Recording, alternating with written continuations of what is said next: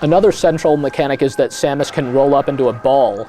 This is going to look really, really weird to someone who's never played a Metroid game before. You have this kind of big football player-looking gal who all of a sudden turns into a perfect sphere and starts rolling around like a bowling ball. It's pretty bizarre, but it's one of the really unique things about Metroid. It always has been, and it's handled better in Metroid Prime than in any other Metroid game before it. There are a lot of really fun, creative sequences involving the morph ball, and you power it up with different abilities like a boost and also the ability to climb up vertical magnetic rails and all kinds of stuff like that. There are just plenty of neat little morph ball sequences, like you'll come up against these enemies that try to, they can't actually see you, but they can feel that the morph ball is there, and they'll pick you up and spit you out back at your entry point if you aren't careful. But you could drop a bomb, which they'll think is you, and they'll swallow the bomb and blow up. It's really quite clever. You can switch to the morph ball at any time, to which the game kind of casually switches to a third-person perspective, and the mechanics of it really work quite well. It lets you get around really fast and do a bunch of fun stuff. And one of the stranger touches, the world of Talon 4 even has skateboarding-style half pipes on it, and you'll see Samus kind of rolling up and down these half pipes as though she's a skateboarder. It sounds ridiculous, but it's actually really quite fun. There's a lot of good stuff that can be said about Metroid Prime, but probably the single most impressive thing about the game is that it's just one completely seamless experience. There are no loading times at all in the game, not even when you first turn on your GameCube. You basically see the GameCube logo, you see the Nintendo logo, and then you're at the title screen, and then you can start playing, and from there on, the game never ever breaks you out of the experience. Using the convention of the series that passageways in the game are divided up by doors that need to be shot open, the designers were able to make new data kind of stream in transparently in the background, but you don't really need to know that. Effectively, you'll just find that you're able to go from one incredibly detailed scene to the next without any kind of delay, and this just makes the game unbelievably atmospheric. You're just struck with the sense that you're really in this big, huge alien world, free to go almost wherever you want, and free to kind of look for new ways of reaching areas that you can see maybe off in the distance, but you can't actually get to. The variety in the environments is as impressive as the environments themselves. You'll go from kind of boiling hot pools of lava straight into kind of snow-covered tundras, and it's really just quite striking to seamlessly travel from one of these types of areas into the other. The world of the game is quite huge, and yet every single portion of it just looks like it was meticulously designed, or rather it just looks natural. It really, these don't come across like levels in a shooter. It's just one big world, and that's exactly what Metroid fans would want to see in a game like this. Ironically, the criticisms that can be leveled against Metroid Prime are more criticisms of the Metroid series rather than of Metroid Prime itself, which is really, really true to its roots. One thing that you'll note is that enemies respawn in areas when you come back to them. It's kind of an odd thing. You'll wipe out a bunch of space pirates and you'll come back a few minutes later and they'll all be back.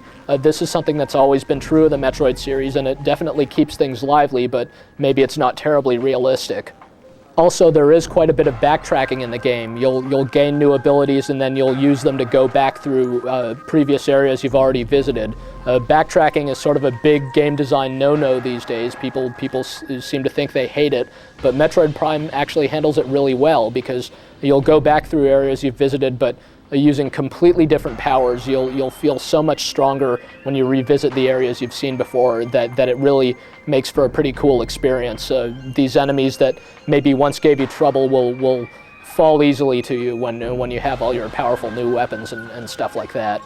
Also, someone somewhere, I suppose, could probably complain that Metroid Prime doesn't have any multiplayer options in it, but I don't really see that as any sort of detriment to the game. It's just something worth pointing out, I guess. The more you play, the more cool little details you'll notice. There are just all these really amazing graphical touches in the game that are very subtle, and yet you'll catch on to them and you'll appreciate them. When a bright light occurs next to Samus, you'll sometimes even see her face reflected back in her visor.